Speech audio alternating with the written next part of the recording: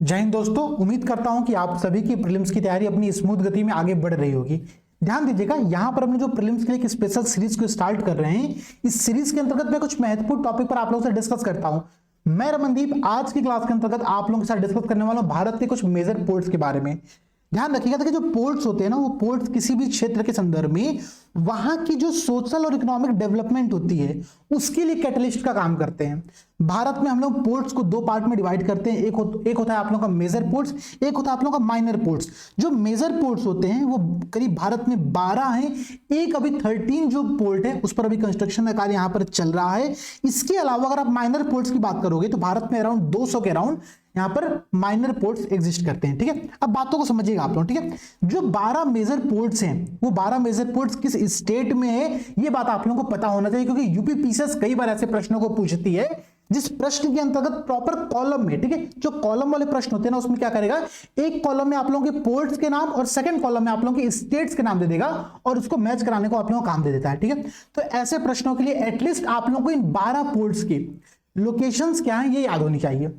अगर आप लोग ध्यान दोगे तो प्री टाइम बैच के अंतर्गत मैंने प्रॉपर आप लोगों से डिस्कस किया हुआ है कि जो कोस्टल जोन्स हैं, चाहे वो वेस्टर्न कोस्टल एरियाज हो या फिर ईस्टर्न कोस्टल एरियाज हो, इन दोनों का जो डिवीजन हम लोग करते हैं वो किस प्रकार से करते हैं वहां पर मैंने डिस्कस किया हुआ था। आज हम लोग प्रॉपरली यहां पर पोर्ट्स के बारे में देखने वाले। देखो भाई, भारत की जो 12 पोर्ट्स हैं, जो मेजर पोर्ट्स हैं, उन मेजर पोर्ट्स अगर मैं आप लोगों को समझाऊं तो मेजर पोर्ट्स सेंट्रल गवर्नमेंट के द्वारा ओन किए जाते हैं और उनके द्वारा मैनेज किए जाते हैं।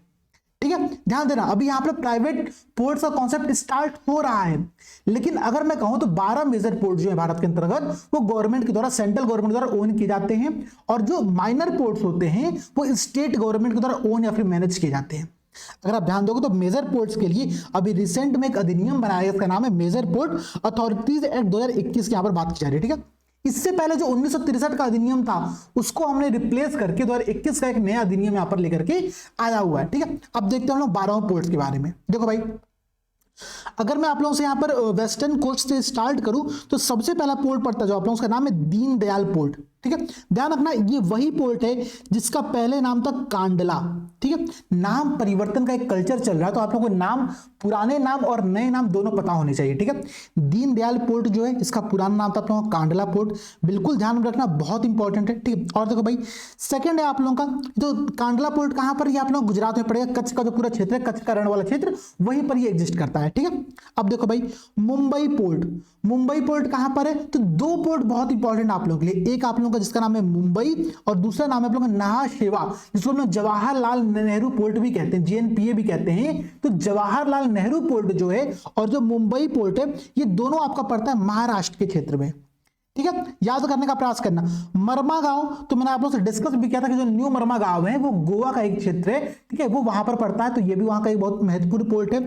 ये जो वहां की एक नदी है जुआरी नदी, ठीक है, उसके एस्चुरीज पर ये निर्मित पोर्ट है, तो इसको भी आप लोग यहां पर ध्यान में रख सकते हो कि किस रिवर के एस्चुरीज पर निर्मित ये पोर्ट है, तो वो है जुआरी रिवर। और देखो भाई, न्यू मैंगलोर पोर्ट जो आप लोगों का है वो कर्नाटक में पड़ता है, और जो कोचीन पोर्ट है, ठीक है, कोचीन पोर्ट आप लोगों का पड़ता है केरल में। इसी कोचीन पोर्ट का आप लोगों का नाम हम लोग कोच्चि भी कई बार कहते हैं। तो ये सारे आप लोगों के वेस्टर्न कोस्ट के पोर्ट रह गए। 6 पोर्ट है, मैं बार आप लोगों को फिर से नाम याद करा दे रहा हूं, याद करने का प्रयास करना। दीनदयाल पोर्ट जिसको हम लोग कांडला पोर्ट भी पहले कहते थे, उसके बाद आप लोगों का पड़ता है मुंबई पोर्ट, मुंबई और जवाहरलाल नेहरू पोर्ट, ये दोनों पोर्ट आप लोगों के महाराष्ट्र में पड़ेंगे। मारवा गांव का जो पोर्ट है वो गोवा के क्षेत्र में पड़ेगा। न्यू मैंगलोर का जो पोर्ट है वो आप लोगों का कर्नाटक में पड़ेगा। कोच्चिन या कोच्चि का जो पोर्ट है वो आप लोगों का केरल में पड़ेगा। मैंने इस पूरे वेस्टर्न कोस्ट को किस प्रकार से 3 पार्ट में हम लोग डिवाइड करते हैं, मालाबार तट, कनारा तट, या फिर आप लोग अगर ऊपर जाओगे तो यहां पर जो रीजन का डिवीजन होता है वो किसके अकॉर्डिंग कहता है, किस प्रकार से कहता है, ये आप लोगों को पता होना चाहिए, क्योंकि कई बार प्रश्न इससे भी बनता है। ठीक है, ये सारी बातें मैंने प्री टाइम में डिस्कस किया हुआ है। और देखो भाई, अगर मैं आप लोगों को ईस्टर्न कोस्ट पर आऊं तो ईस्टर्न कोस्ट पर हम स्टार्ट करते हैं वेस्ट बंगाल से। ठीक है, वेस्ट बंगाल में एक पोर्ट है, इसका नाम है कोलकाता पोर्ट। ठीक है, कोलकाता पोर्ट दरअसल एक ये रिवराइन पोर्ट हम उसको कहते हैं, क्योंकि ये हल्दिया पोर्ट से जुड़ा हुआ है। ठीक है, हल्दिया पोर्ट जुड़ा हुआ है, हल्दिया पोर्ट जो कि हुगली नदी के तट पर है। तो ये बात आप लोग यहाँ पर ध्यान रखिएगा। तो कोलकाता और हल्दिया का यहाँ पर जो पोर्ट बनता है वो मिक्सअप पोर्ट होता है, और इसी पोर्ट को ध्यान रखना, इसी पोर्ट को हम लोग श्यामा प्रसाद मुखर्जी पोर्ट के नाम से भी जानते हैं। ठीक है, तो नाम, सारे नाम आप लोगों को यहां पर पता होने चाहिए, क्योंकि प्रश्न पूछ सकता है कि श्यामा प्रसाद मुखर्जी पोर्ट कहां पर है, और आपने याद करके बैठा हो कि नहीं मुझे कोलकाता पोर्ट पता कि वेस्ट बंगाल में होगा, तो ऐसे प्रश्न गलत हो सकते हैं। ठीक है, कोलकाता पोर्ट को श्यामा प्रसाद मुखर्जी पोर्ट के नाम से भी जानते हैं। अब देखो भाई, उड़ीसा में अगर आप यहां पर आओगे तो उड़ीसा में आप लोगों का एक पोर्ट, इसका नाम है पारादीप पोर्ट, याद रखना बहुत इंपॉर्टेंट पोर्ट है। ठीक है, विशाखापट्टनम पोर्ट अगर आप देखो तो विशाखापट्टनम पोर्ट को, इसी पोर्ट को हम लोग विजाग पोर्ट के नाम से भी जानते हैं। भारत का सबसे डीपेस्ट पोर्ट है, एक प्रकार का नेचुरल पोर्ट है। तो ये कुछ पॉइंट्स है जो कि इसके संदर्भ में आप यहां पर नोट कर सकते हो। भारत का सबसे डीपेस्ट, सबसे गहरा पोर्ट इसको हम लोग कहते हैं, जिसका नाम है विशाखापट्टनम, इसी को हम लोग विजाग पोर्ट भी कहते हैं। ठीक है, विजाग बंदरगाह भी कहते हैं। तो ये पॉइंट यहां पर आप लोग ध्यान रखना। देखो भारत की जो कोस्टल लाइन है ना, वो करीब 7500 किलोमीटर के अराउंड में है। ठीक है, और इस कारण से भारत में बंदरगाहों की जो पोर्ट्स की भूमिका होती है वो बहुत ज्यादा बढ़ जाती है।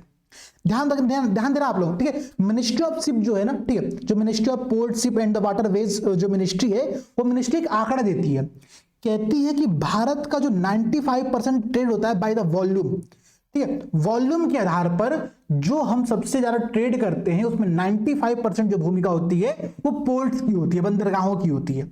जितने भी इंटरनेशनल ट्रेड किया तो उनकी यहां पर बात की जा रही है। लेकिन अगर हम वॉल्यूम की जगह पर अगर वैल्यू की बात करें तो भारत का 65% वैल्यू है। मूल्य के आधार पर हम 65% जो व्यापार करते हैं वो इन पोर्ट्स के माध्यम से किया जाता है। इसलिए इन पोर्ट्स की भूमिका एक कैटलिस्ट के तौर पर होती है सोशियो इकोनॉमिक डेवलपमेंट में भारत के संदर्भ में। ये पॉइंट ध्यान में रखना आप लोग। ठीक है, मेंस में भी अगर ऐसे प्रश्न बनते हैं ना तो ये टॉपिक आप लोगों को पता होना चाहिए। हालांकि हम लोग जो टॉपिक डिस्कस कर रहे हैं वो मेजरली और प्रीलिम्स के पॉइंट ऑफ व्यू से कर रहे हैं, ताकि आप लोगों को सारे पोर्ट्स और उनके स्टेट के नाम एक बार पता चल जाए। अब देखो भाई, एक पोर्ट यहां पर आप देखो तो तमिलनाडु में 3 पोर्ट यहां पर पड़ता है। वो 3 पोर्ट के नाम आप लोग यहां पर दे सकते हो, बहुत इंपॉर्टेंट पोर्ट है तीनों के। ठीक है, एक का नाम है आप लोगों, उसका नाम है कमारजार। ठीक है, इसको हम लोग एन्नोर पोर्ट भी कहते थे। ठीक है, कमारजार या फिर एन्नोर पोर्ट आप लोगों का हो गया। चेन्नई पोर्ट, इसी को हम लोग मद्रास पोर्ट भी पहले कहते थे। ठीक है, तो मद्रास पोर्ट या फिर चेन्नई पोर्ट एक प्रकार का आर्टिफिशियल, ये कृत्रिम पोर्ट है। ये कुछ पॉइंट्स आप लोग नोट करते चलना पैरेलली जो मैं आप लोग बता रहा हूं। और सबसे लास्ट में जो आप लोग यहाँ पर पोर्ट देख रहे हो उसको हम लोग पहले तूतीकोरिन पोर्ट कहते थे, अभी इसका जो नाम है वो है वीओ चिदम्बरनार पोर्ट। ठीक है, वीओ चिदम्बरनार पोर्ट, और ये भी आप लोगों का आर्टिफिशियल पोर्ट ही है। ठीक है, तो तमिलनाडु में 3 पोर्ट पड़ते हैं, कौन कौन से भाई? एन्नोर, चेन्नई या फिर चिदम्बरनार, जिसको हम लोग तूतीकोरिन पोर्ट भी कहते हैं। यहां पर मैं लिख भी दे रहा हूं तूतीकोरिन पोर्ट। जितने मैं आप लोगों को नाम बता रहा हूं ना 2-3 तरह के पोर्ट्स की, वो नाम ध्यान रखना। प्रश्न एग्जैक्टली पूछा था कि तूतीकोरिन पोर्ट कहां पर है, किस स्टेट में है, तो ये आप लोगों को बताना पड़ेगा। आप लोग बिल्कुल नहीं कह सकते हो कि सर मैंने तो जो नाम पढ़ा था वो नाम ये वाला नाम था। ठीक है, या फिर सर मैं कांडला पोर्ट को जानता हूं, मैं दीनदयाल पोर्ट को नहीं जानता हूं। या फिर आप लोग कहोगे सर मैं नेहा सेवा जो पोर्ट थी महाराष्ट्र की, ठीक है, उसका नाम जानता हूं, मैं जवाहरलाल नेहरू पोर्ट का नाम नहीं जानता हूं। तो ऐसे काम नहीं चलेगा। आप लोगों को जितने भी पुराने नाम है फिर नए नाम है, वो दोनों नाम आप लोगों को पता होने चाहिए, और प्रश्न यहीं से बनते हैं। ठीक है, याद करने का आप लोग उस तरीका दे सकते हो, अगर चाहो तो आप लोग वेस्टर्न कोस्ट पर, अगर मैं आप लोगों को बताऊं यहां पर, ठीक है, तो एक तरीका ये बनता है। देखो कांडला पोर्ट क्या हो गया आप लोगों का, कांडला मतलब के, ठीक है, और आप लोग देखो तो Mumbai for M, Jawaharlal Nehru Port को हम लोग यहाँ पर क्या लिख सकते हैं, जे लिख सकते हैं, मारमा गांव को एम लिख सकते हैं, न्यू मैंगलोर को हम एनएम लिख सकते हैं, और कोच्चिन या फिर कोच्चि को हम लोग के लिख सकते हैं। तो ये क्या बनना, देखो कमजम नमक बन रहा है। ठीक है, एक तरीका याद करेगा, एक ट्रिक याद करने का। ऐसे ही ट्रिक आप लोग ईस्टर्न कोस्ट के लिए डेवलप कर सकते हो। ठीक है, वेस्टर्न कोस्ट का ट्रिक क्या हो गया, कमजम नमक। ये आप लोगों का नॉर्थ टू साउथ सारे पोर्ट्स का क्रम है वेस्टर्न कोस्ट के। हम लोग मेजर पोर्ट्स की बात करें, भारत में 12 मेजर पोर्ट्स एग्जिस्ट करते हैं। 13वां जो मेजर पोर्ट है, ध्यान रखना, इस पर अभी काम चल रहा है, इसका नाम क्या है, वधावन पोर्ट, जो कि महाराष्ट्र का पोर्ट है। तो वधावन पोर्ट भारत का 13वां मेजर पोर्ट होगा, जो कि महाराष्ट्र में होगा। इस प्रकार से महाराष्ट्र में 3 पोर्ट हो जाएंगे, जिसका नाम मुंबई, जवाहरलाल नेहरू पोर्ट और वधावन पोर्ट होगा। अभी तमिलनाडु में 3 पोर्ट है। ठीक है, एन्नोर या फिर उसको लोग कमारजार पोर्ट भी कहते हैं, चेन्नई या फिर मद्रास पोर्ट, और या फिर चिदम्बरनार पोर्ट, या फिर आप लोगों का तूतीकोरिन पोर्ट। ये तीनों पोर्ट तमिलनाडु में है। सबसे ज्यादा पोर्ट अभी इसी स्टेट में, तो ये बात आप लोग यहां पर ध्यान में रखना। ठीक है, ये आप लोगों के 12 पोर्ट हो गए। अब मैं आप लोगों को यहां पर एक क्वेश्चन दे रहा हूं होमवर्क के तौर पर, जल्दी से आप लोग इस प्रश्न का आंसर कमेंट सेक्शन में देना। ठीक है, मैं 2 प्रश्न आप लोगों को दे रहा हूं। पहला प्रश्न आप लोगों के लिए यहां पर ये है, ठीक है, कि भारत में, ठीक है, पोर्ट्स के डेवलपमेंट में, ठीक है, पोर्ट्स या फिर हार्बर के डेवलपमेंट और उनकी कंस्ट्रक्शंस में जो एफडीआई की अनुमति है, वो एफडीआई की अनुमति स्वचालित मार्ग से, ऑटोमेटिक रूट से कितनी है, इसका आंसर आप लोगों को देना है। पहला प्रश्न आप लोग के लिए यहाँ पर ये है कि इन पोर्ट्स के लिए एफडीआई के थ्रू ऑटोमेटिक रूट से जो यहाँ पर अनुमति दी गई है वो कितने परसेंटेज की है, इसका आंसर आप लोग कमेंट सेक्शन में देना। पहला प्रश्न। सेकंड प्रश्न यहाँ पर आप लोगों के लिए है, ध्यान रखना बिल्कुल बहुत इंपॉर्टेंट पोर्ट है, सॉरी अब बहुत इंपॉर्टेंट टॉपिक है। अभी रिसेंट में ही यहाँ पर प्रधानमंत्री जी इसका उद्घाटन करने जाने वाले, ठीक है। शिवमोग्गा एयरपोर्ट, ठीक है, शिवमोग्गा एयरपोर्ट ये किस स्टेट में है, ये किस स्टेट में है, इसका आंसर आप लोगों को यहां पर देना है। तो आप लोगों के लिए दो प्रश्न मैं होमवर्क के तौर पर छोड़ करके जा रहा हूं। आज की क्लास के अंतर्गत हमने 12 पोर्ट्स को यहां पर देखा। ऐसे ही अदर इंफॉर्मेशन के लिए आप लोग हमारे यूपीएससी हिंदी का जो टेलीग्राम चैनल उसको सब्सक्राइब कर सकते हैं, ज्वाइन कर सकते हैं, फ्री है, ठीक है। पीसीएस हिंदी पर डेली करंट अफेयर्स और क्विज यहाँ पर फ्री में कराई जाती है। यूपीएससी हिंदी आप लोग यहाँ पर डेली अपडेट मिलने के लिए आप लोग इन चैनल्स को ज्वाइन कर सकते हो। मिलते हैं आप लोगों से अगली सीरीज में। सभी को जय हिंद, जय भारत।